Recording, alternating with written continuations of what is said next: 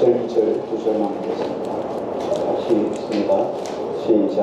하나님의 뜻으로 말미암아 그리스도 예수를 이룬 생명의 약속대로 그리스도 예수의 너희의 먼저 사랑하는 아들 디모데에게 편지하노니 하나님 아버지와 그리스도 예수 우리 주께로부터 은혜와 긍휼과 평강이 내게 있을지어다. 아멘. 원래 본문은 1절부터 5절까지인데 시간이 너무 많이 지나서 반 잘라서 1절, 2절만 함께 하고 다음 주에 3절, 4절, 5절 연결해서 보겠습니다. 러시아 작가인 니콜라이 바실리에비치 고골리가 쓴 외투라고 하는 단편 소설이 있습니다. 외투라고 하는 단편 소설의 주인공은 말단 공무원이었던 아카피에비치라고 하는 사람인데, 이 아카피에비치라고 하는 사람이 평생 소원이 있습니다. 평생 소원이 뭐냐면, 자기 인생에서 누가 물어도 자기는 꼭 외투 한 벌을 사는 것이 인생의 목적이다, 목표다, 그렇게 자랑스럽게 이야기를 했습니다. 그런데 단번에 외투를 살 수 있을 만큼 여력이 안 되니까 이 말단 공무원이 끊임없이 돈을 조금씩 이렇게 모으는 거예요. 그 당시 외투 한 벌이 80루블 정도였는데 월급이 너무 턱도 없이 작기 때문에 80루블의 돈을 만든다는 것은 상당히 힘들고 어려운 일이었습니다. 평생에 이 외투 한 벌을, 고급 외투 한 벌을 사는 것이 그의 목표였기 때문이죠. 열심히 돈을 벌어서 마침내 그가 꿈에 그리던 외투를 사게 되었습니다. 그날은 이 아카디에비치 노인에게 있어서 성공한 날이고 목적을 이룬 날, 목표를 이룬 이런 큰 기쁨의 즐거운 좋은 날이었습니다. 그리고 그날 외투를 사서 집으로 돌아옵니다. 돌아오다가 깡패 애들을 만나가지고 그만 외투를 빼앗기고만 불합리한 이 일들을 경찰에도 이야기하고 했는데 방법이 없습니다. 찾을 수가 없습니다. 고급 외투를 강탈당한 이 아카디에비치가 외투를 잃어버린 게 아니라 그의 성공을 강탈당한 것이죠. 그의 목표를, 그의 성공, 그의 목적을 강탈당해버린 거죠. 결국은 너무 좌절해서 시름시름 앓다가 그만 죽고 말았다 하는 내용입니다. 이 고글리가 바라봤던 독자들에게 하고 싶은 이야기는 인생은 소유에 있지 않다. 인생의 행복은 존재에 있다라는 것을 우리에게 이야기했죠. 인생의 참된 목적이 무엇인지를 알지 못하면 누구나 우리 인생을 이렇게 살아갈 수밖에 없다는 어떤 그런 교훈을 주는 내용이 아닌가 생각이 듭니다. 오늘 디모데후서 1절, 2절을 같이 읽었습니다. 디모데후서는 여러분이 잘 아시는 것처럼 바울이 임박한 죽음을 앞두고 쓴 유언격의 편지 내용입니다. 디모데후서 전체를 보면 주님의 교회를 위해서 바울이 자신의 생명을 던져서 뼈를 묻는 심정으로 교회를 섬겼던 이 노년의 바울이 노년의 목회자의 어떤 쓸쓸한 처우를 본 것 같아서 많이 마음이 아프기도 합니다. 디모데후서는 바울 서신 중에서 제일 마지막에 쓴 편지가 바로 이 디모데후서입니다. 디모데후서를 쓰고 곧 얼마 안 있어서 바울은 죽기 때문이죠. 로마의 외곽에서 목이 잘려서 그렇게 순교를 당하게 됩니다. 특히 이 디모데후서는 바울이 두 번째 감옥에 갇혔을 때 쓴 편지가 이 디모데후서입니다. 이때 당시가 주후 AD 66년경입니다. 디모데전서가 AD 63년경에 썼으니까 디모데전서를 쓰고 난 다음에 에베소 교회가 3년이 지난 뒤에 그때 다시 써서 보낸 편지가 디모데후서입니다. 교회사에 의하면 바울이 1차 감옥에, 로마의 감옥에 갇혔다가 일시적으로 풀려났습니다. 일시적으로 풀려났을 때 그가 서바나, 오늘날 스페인이죠. 서바나에 갔다가 다시 서바나에서 동쪽으로, 동방으로, 아시아 쪽으로 가서 아시아에서 고린도, 그리고 밀레도, 그리고 드로아까지 거슬러 올라갔다가 드로아에서 다시 체포가 되어 그리고 로마로 호송이 되게 됩니다. 이때 이 과정 속에서 로마로 호송되었을 때 바울을 따랐던 많은 사람들, 많은 제자들이 다 바울 곁을 떠나게 돼요. 거의 대부분의 사람들이 다 떠나가고 성경은 누가만 나와 함께 남았다 이렇게 이야기합니다. 아마도 누가는 의사이잖아요. 직업이 의사였기 때문에 바울 옆에서 그 바울을 감정하고 바울을 돌아오기 위해서 주치의처럼 아마 자신의 남은 그 어떤 사명 때문에 바울 곁을 떠나지 않고 있었던 것 같아요. 이 누가 외에는 다 떠나갔어요. 이때 바울이 이제는 들어가면 감옥에 잡혀 있으니까 이제 자신의 미래가 없다. 이제는 자기가 곧 죽음이 임박했다 하는 생각을 가지고 간절한 마음을 담아서 편지를 써내려갑니다. 그리고 이 디모데, 자신의 영적인 아들, 자신의 자식같이 생각했던 이 디모데를 다시 한번 마지막으로 보기를 원하는 마음으로 편지를 써내려갑니다. 바울은 믿음의 사도였죠. 믿음의 사도인 바울이 떠나는 그 길에 화려하고 웅장한 송별회를 갖춰야 되는 것이 마땅한 일이지만 바울 곁에 사람들이 하나도 남김없이 바울 곁을 다 떠나가고 누가만 외로운 동행을 하는 그런 쓸쓸한 장면입니다. 더군다나 바울은 지금 제수의 신분이고 그가 머물고 있는 것은 바로 감옥입니다.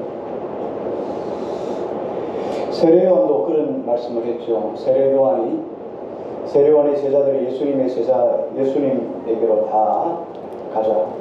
사람들이 이렇게 말합니다. 스승님, 세례요한에게 스승님, 제자들이 다 예수님에게로 따라갑니다. 그랬더니 세례요한이 그런 이야기를 했죠. 그는 흥하여야 하고 나는 쇠하여야 하리라. 그 말씀을 몸으로 직접 실천하며 살아갔던 사람이 바로 바울입니다. 그것을 고백을 삶으로 써내려갔던 사람이 바로 바울이었죠. 그래서 복음 때문에 당한 고난으로 힘겨운 최후를 맞이하는 것은 그 당시에 사도들이 가지고 있었던 전통이었습니다. 사도는 다 누구나 예외 없이 고난 속에서 죽음을 맞이한다. 이것이 대부분의 사람들이 알고 있었던 내용이죠. 세상이 죄인이라고 규정해 놓은 로마의 감옥 속에서 바울은 최후를 맞게 되는데 그 최후를 맞으면서 유언격인 이 디모데후서를 쓰게 되는데 이 디모데후서의 마지막 유언은 어떤 내용으로 채워져 있을까요? 이 디모데후서를 여러분이 디모데후서를 오늘부터 쭉 할 텐데 디모데후서는 몇 장 되지 않습니다. 그래서 여러분들이 또 한 장수가 뭐 레위기나 뭐 상생이나 뭐 출애굽기 같이 길지 않습니다. 짤막짤막하니까 이 5장 정도 되는 이 짧은 이 디모데후서를 한 번에 싹 읽어버리면 그 내용 속에 오는 그 안에 깔린 그 바울의 아픔과 고통을 한 번에 느낄 수가 있어요. 그래서 한 번에 읽다 보면 가슴에 먹먹함이 차올라오게 됨을 보게 됩니다. 그리고 죽음을 앞둔 사도 바울의 마지막 교훈 앞에서 우리의 믿음의 띠를 다시 한번 졸라매게 만드는 것이 바로 디모데후서입니다. 바울은 이런 결심이었어요. 사명의 마지막 그 길 끝에서 비록 내가 죄수의 모습으로 로마의 감옥에 갇혀 있지만 그럼에도 불구하고 자신은 자신의 사명을 끝까지 달려갈 것이다. 포기하지 않고 끝까지 달려갈 것이다. 라고 하는 그런 다른 지도자의 모습을 보여주고 있는 것이 바로 디모데후서예요. 교회의 리더가 된다는 것은 바로 이런 사명이다. 이런 것이다 하는 것들을 우리에게 본보기로 보여주는 것이 바로 디모데후서가 아닌가 생각이 듭니다. 우리 1절을 한번 같이 읽겠습니다. 1절 우리 같이 읽습니다. 같이 시작. 하나님의 뜻으로 말미암아 그리스도 예수 안에 있는 생명의 약속대로 그리스도 예수의 사도된 바울은 1절에서 먼저 이렇게 이야기합니다. 자신이 그리스도 예수의 사도되었다. 그리스도 예수의 사도된 바울 이렇게 이야기합니다. 이 사장의 편지를 쓰면서 제일 1장에서 첫 번째 쓰는 내용이 뭐냐면 자신의 소개예요. 이 내용은 누가 잘 알고 있습니까? 디모데는 너무나 잘 알고 있는 이야기예요. 바울이 어떻게 사도가 되는 것을, 바울이 사도라는 것을 이 디모데는 너무나 잘 알고 있습니다. 그럼에도 불구하고 바울이 왜 디모데에게 예수 그리스도의 사도다라고 그렇게 다시 기록한 이유가 뭡니까? 마치 아버지가 자식에게 편지를 쓰면서 너의 아버지 된 나는 이렇게 하는 것과 동일한 거잖아요. 그냥 아버지, 그냥 편지만 써도 아버지인 줄 아는데 굳이 아버지라고 쓰는 이유가 뭘까요? 굳이 사도가 쓴 이유가 뭘까요? 여기 보면 바울이 디모데에게 남겨주고 싶은 내용이 있기 때문이죠. 그래서 먼저 자신이 예수 그리스도의 사도다라고 이야기를 합니다. 바울은 여러분이 잘 아시는 것처럼 그 당시에 유대 사회에서 가장 상류였던, 모든 사람의 존경을 받던 가말리엘이라고 하는 사람이 있었습니다. 이 가말리엘 문화에서 공부를 했던 사람이에요. 그러니까 그 당시에 유대 사회에서는 이 가말리엘 밑에서 공부를 했다 이러면 출세 가도를 쫓아갈 수 있는 가장 화려한 스펙을 가졌다 이렇게 볼 수 있어요. 우리로 말하면 S대, 법대 정도 나왔다. 와, 모든 사람이 알아주잖아. 그렇죠? 이런 스펙을 가진 사람이 바로 바울이에요. 가말리엘 문화에서 공부를 했다. 그런데 바울은 자신의 그런 화려한 스펙을 사람들 앞에 자랑하지 않고 내가 예수 그리스도의 사도다라고 이야기합니다. 여러분 어떤 게 자랑스러울까요? 세상에서 내가 어떤 사람인가를 여러분 자랑하는 것이 더 자랑스러울까요? 아니면 나는 예수 그리스도의 성도 됐다는 것이 여러분 자랑스러운 일일까요? 바울은 지금 내가 예수 그리스도의 사도 되었다는 것을 더 자랑스럽게 해야 해요. 그래서 가말리엘 이야기는 하지 않아요. 그래서 자신이 사도라라고 자랑을 합니다. 그러면서 자신이 사도가 된 두 가지 근거를 오늘 본문에서 설명하고 있습니다. 첫 번째 보니까 하나님의 뜻으로 말미암아, 저 그리스도 예수의 사도 된 바울, 이렇게 한번 끊을 수 있어요. 하나님의 뜻으로 말미암아 자르고 그리스도 예수의 사도된 바울. 그리고 두 번째는 그리스도 예수 안에는 생명의 약속대로 그리스도 예수의 사도된 바울. 이렇게 두 가지로 사도가 된 근거를 설명해 주고 있습니다. 먼저 사도의 직분이 하나님의 뜻으로 말미암아 주어졌다는 것을 강조하고 있는 건데, 사도가 된다는 것은 내가 되려고 해서 된 것이 아니라는 거예요. 내가 되고 싶어 된 것이 아니라는 거예요. 여러분 생각해 보세요. 여러분들이 이 땅에 태어날 때 여러분의 의도대로 되었습니까? 내가 대한민국에 태어나야지 하고 이러고 태어났습니까? 그렇죠. 이런 선교지에 가다 보면은 여기 조대원 장로님이 가 계신 르완다, 그 르완다 분들을 이렇게 보면 그런 생각을, 아프리카 처음 장로님 초대해서 다녀왔습니다. 그들이 르완다에 태어나고 싶었을까요? 하루 한 끼도 못 먹는 그 열악한 나라에서 살아간다는데 그 나라에서 태어나고 싶어서 태어났을까요? 우리는 대한민국이라는 나라가 좋아서 태어났을까요? 전혀 우리의 의도와는 관계없이 우리 이 땅에 태어났어요. 마찬가지예요. 바울도 사도되는 것이 하나님의 뜻으로 말미암아 된 것이 자기가 되고 싶어 된 것이 아니라는 거예요. 그래서 하나님의 뜻, 하나님의 은혜로 되었다. 여러분이 대한민국에 태어난 것도 하나님의 은혜이고, 여러분들이 누구누구의 남편 된 것도, 누구누구의 아내 된 것도 다 하나님의 은혜. 아멘. 여러분이 하나님이 함께하는 교회의 성도 된 것도 하나님의 은혜.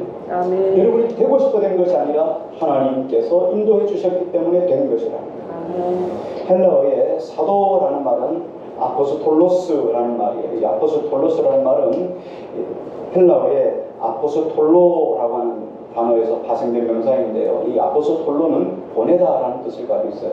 그래서 아포스톨로스라고 쓰면은 보냄을 받은 자라는 뜻이에요. 보냄을 받았다. 이게 사도라는 뜻인데, 사도는 예수님에 의해서 만들어진 직분이에요. 누가복음 6장에 보면 예수님께서 12제자를 부르시는 장면이 나옵니다.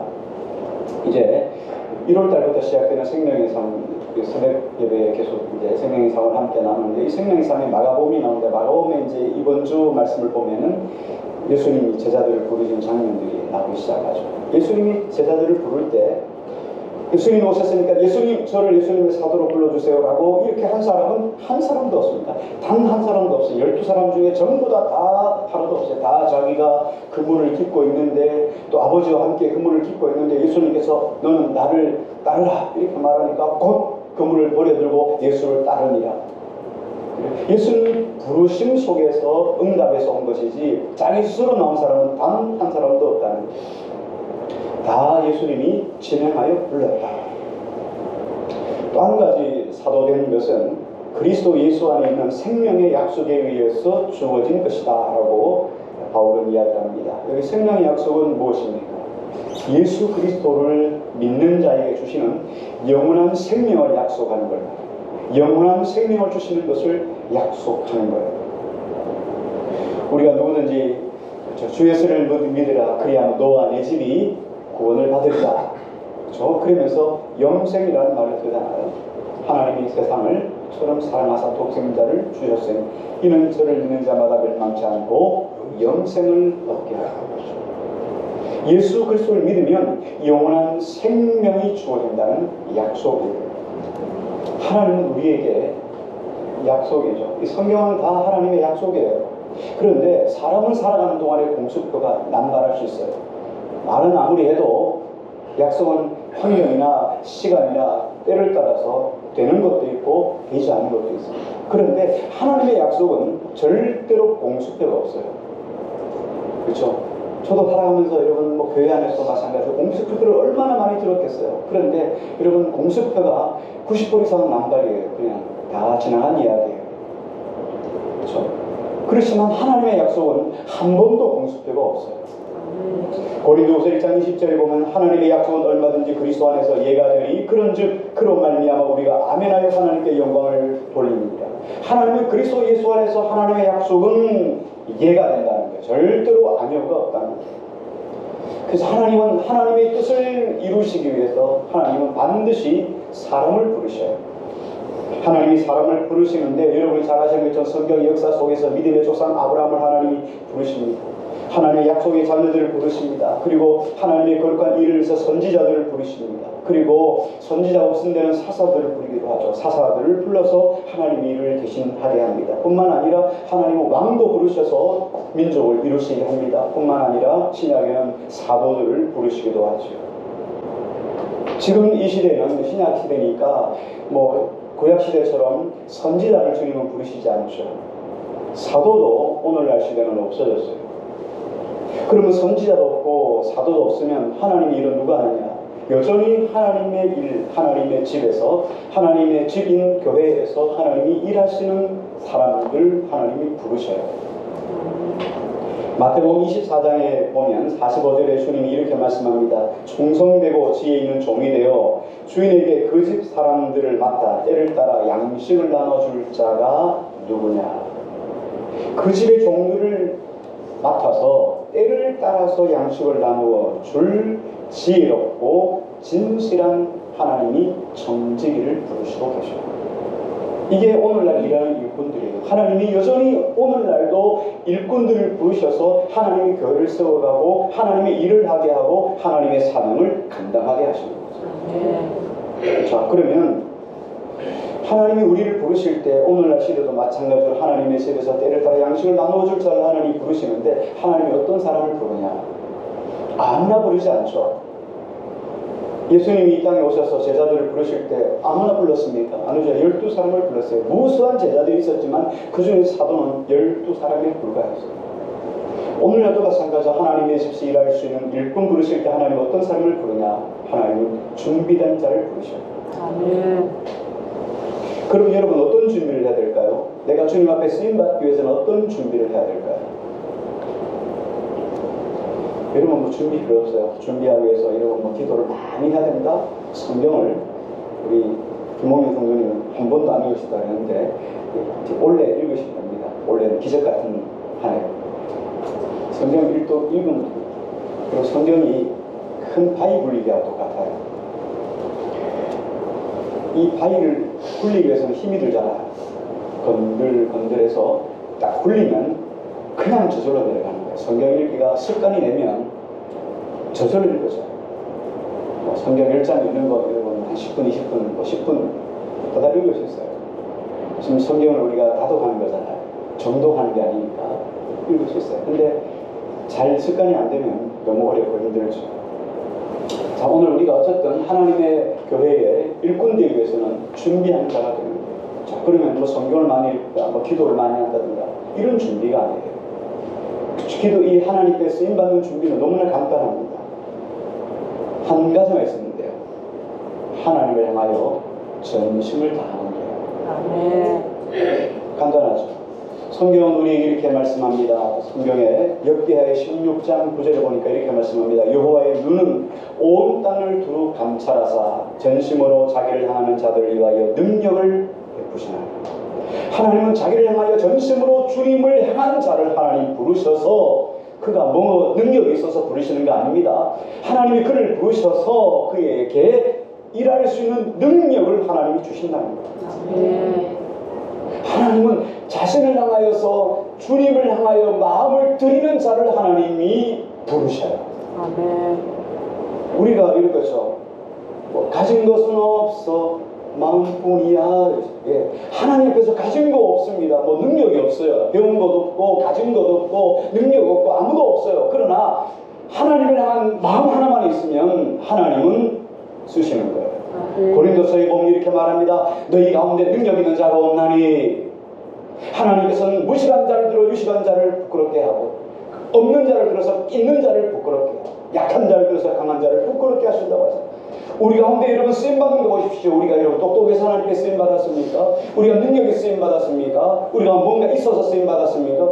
아니에요. 하나님은 약한 자를 들어 쓰시는 거예요. 왜? 약한 자일수록 하나님을 또 의지합니다. 아멘. 여러분 뭔가 내가 좀 알고 있다, 잘한다, 많이 안다, 똑똑하다 이런 사람은요 하나님이 버리셔. 안 쓰셔요. 왜?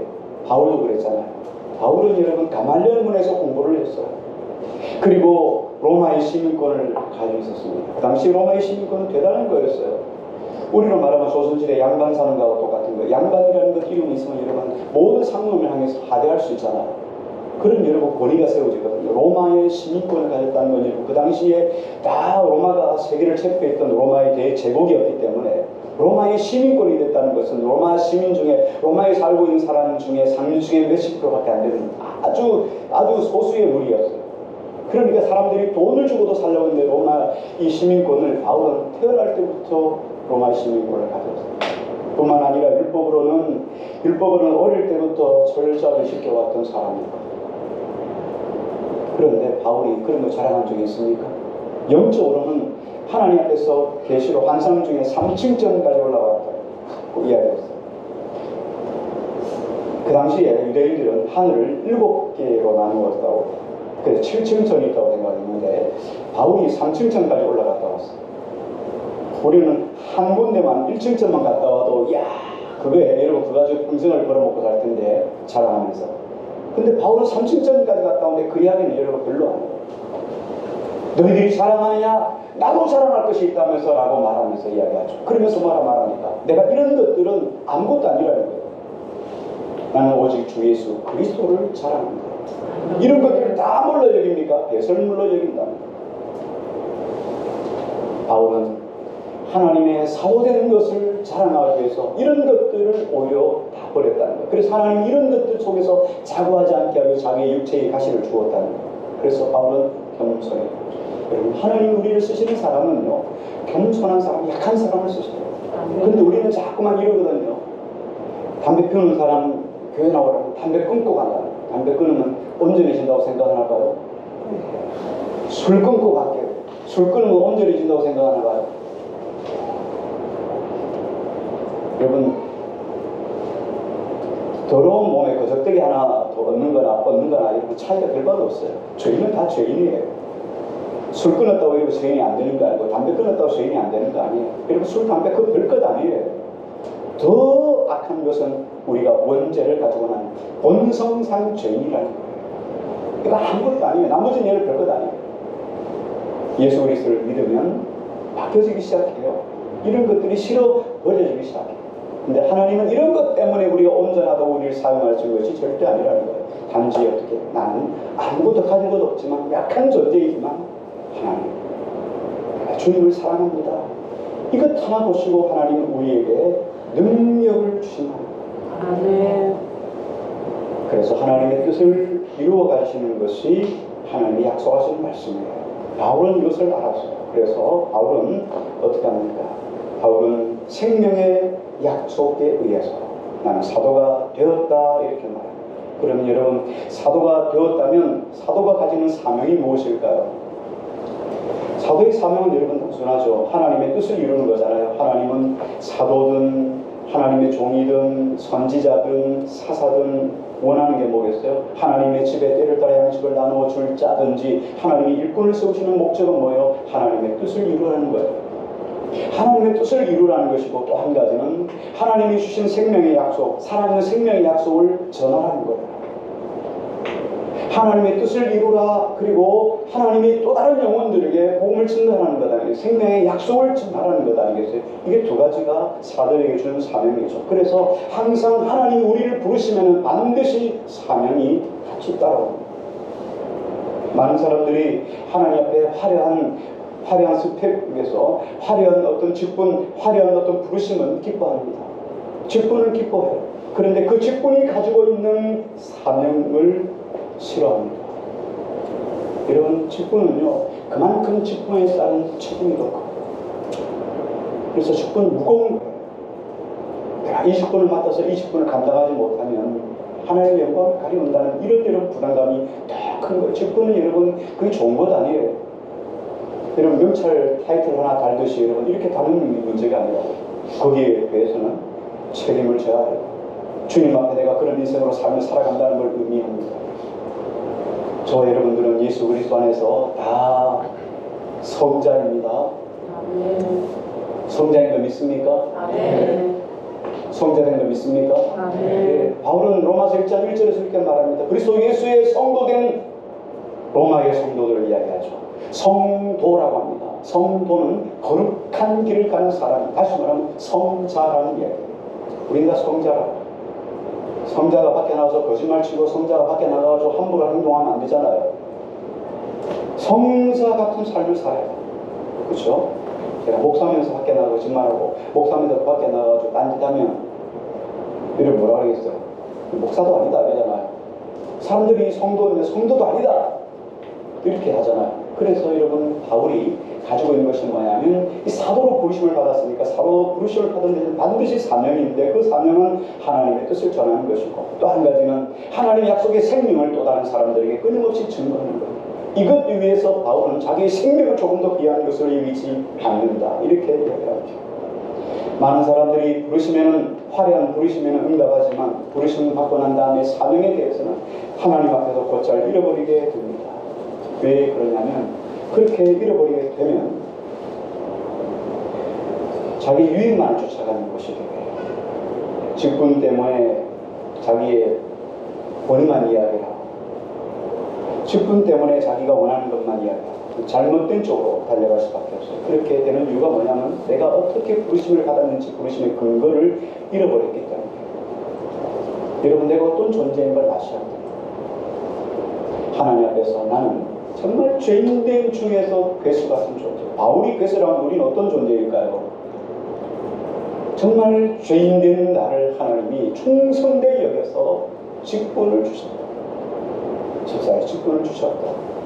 권사의 직분을 주셨다. 장로의 직분을 주셨다. 목사의 직분을 주셨다.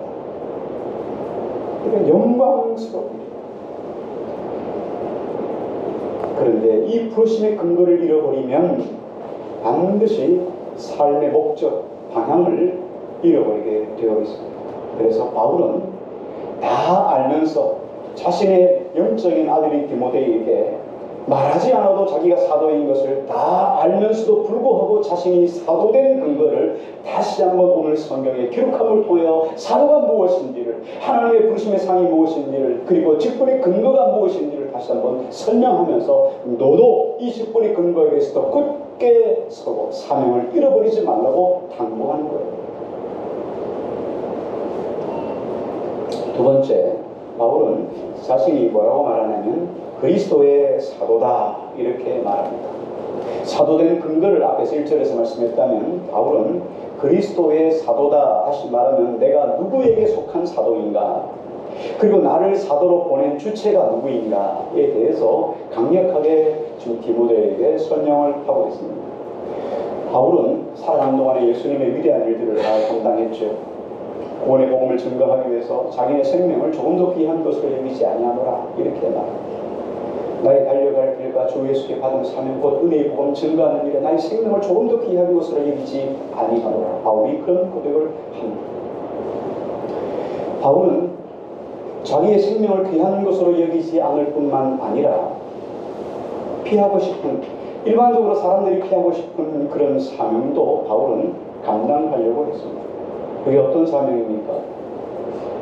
바울은 예수 그리스도의 고난을 자기 육체 가운데 채운 이 사명을 감당하려고 했었습니다. 예수 그리스도의 남은 고난이 무엇입니까? 복음을 증거하다가 옥에 갇히는 겁니다. 욕을 얻어먹는 겁니다. 매를 맞는 것입니다. 침뱉음을 당하는 것입니다. 위험을 당하는 것입니다. 그리스도 예수의 몸된 교회를 섬기다가 사람들한테 비난을 당하기도 하고, 하나님 몸된 교회를 섬기다가 사람들에게 약함을 당하고 괴로움을 당하는 것, 이게 그리스도 예수의 남은 고난입니다. 하나님의 교회에도 일꾼들이 많죠. 근데 하나님이 쓰시는 일꾼이 있고 하나님이 기뻐하시는 일꾼, 하나님이 기뻐하지 않는 일꾼이 있습니다. 그 차이가 뭘까요? 차이는 여러분 단 하나입니다. 하나님이 기뻐하시는 일꾼은 희생의 자리에 있느냐? 다른 없습니다. 다 일꾼일 수 있어요. 다 직분 받을 수 있습니다.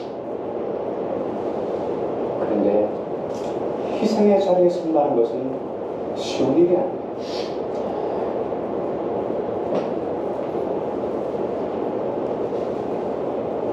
찬송가 212장도 우리가 잘 아는 거예요. 겸손히 주를 섬길되 괴로운 일이 많으나, 그래, 주님을 섬기려고 하면 괴로운 일이 늘 따라.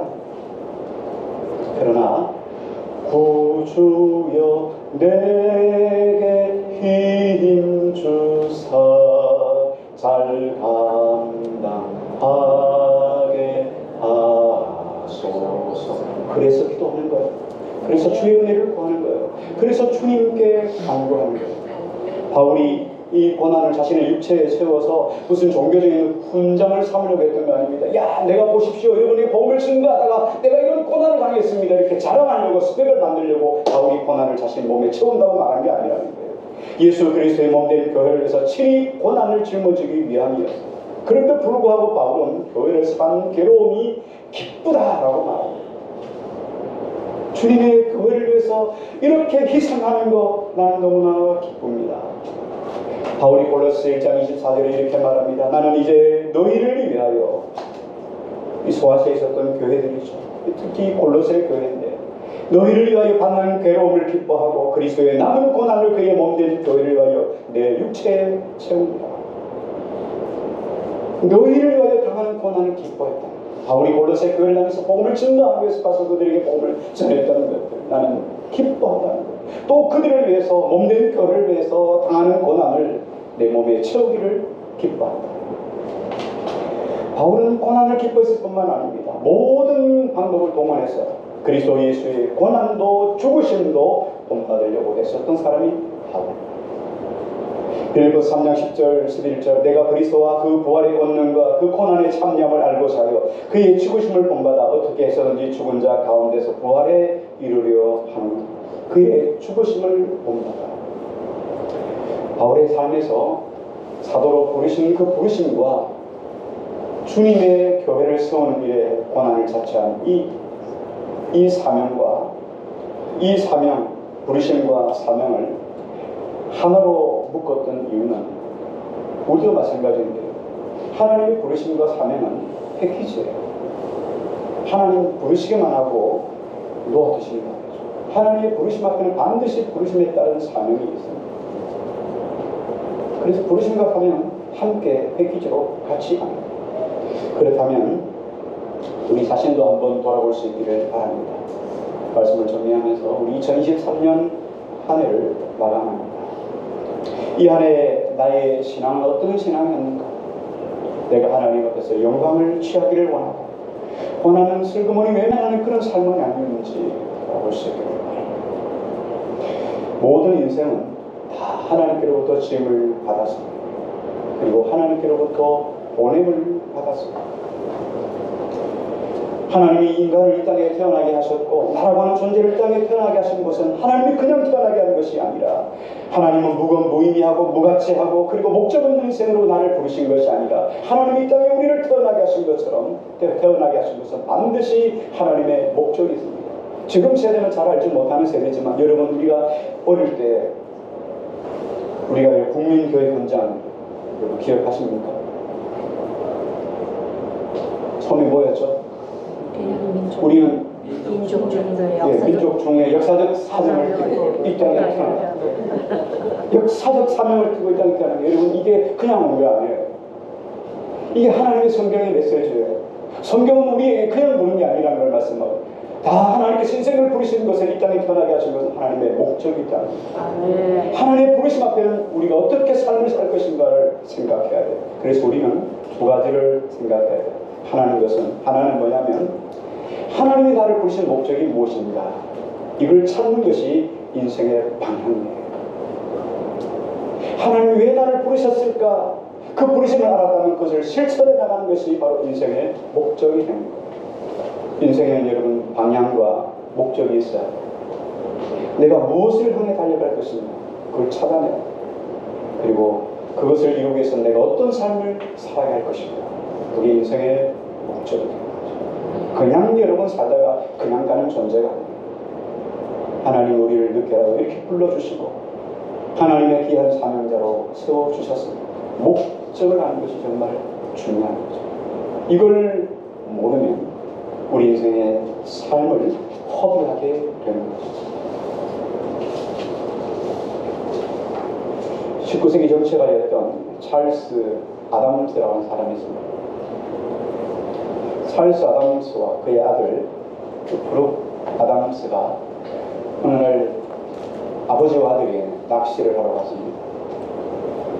그리고 그날 저녁 아버지 찰스 아담스와 아들 브룩 아담스가 각각 일기를 썼습니다. 아버지는 일기에 이렇게 썼습니다. 오늘 아들과 하루 놀아주느라 하루를 낭비했다. 그런데 아들 브룩 아담스의 일기는 이렇게 이야기했습니다. 오늘 아빠와 함께 낚시를 했다. 이날은 내 인생에서 가장 멋진 날이다. 하나님의 부르심의 목적은 내 편에서 보는 것이 아니라 하나님 편에서 보는 것입니다. 바울이 그 감옥에서 자식 같은 디모데를 향하여 마지막 유언을 쓰었습니다. 부탁하시는 내용은 남은 생에 하나님의 선한 목적을 위해서 그 사명 가지고 삶을 살라고 하는 마지막 유언의 부탁이었습니다.